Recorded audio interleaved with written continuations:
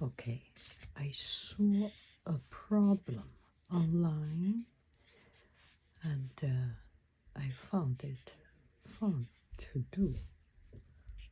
So this we can see as 3, its equivalent change, right?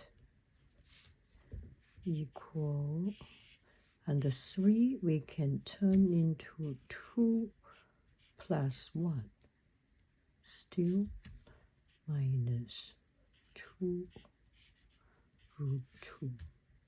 Now we can turn this into 2, still 2. Move a little bit of the space, plus 1. It's congruent change. I do not change anything. 2, we can see it like root 2 square minus 2 root 2 plus 1. Now when we see here, we can remember 1 square. A minus B square equal, because equal A square minus 2AB plus B square. So in this case, A is root 2.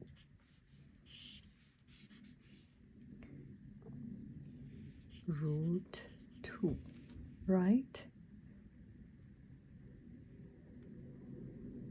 And B is 1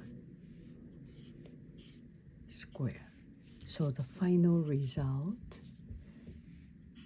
is root 2 minus 1. That's the result.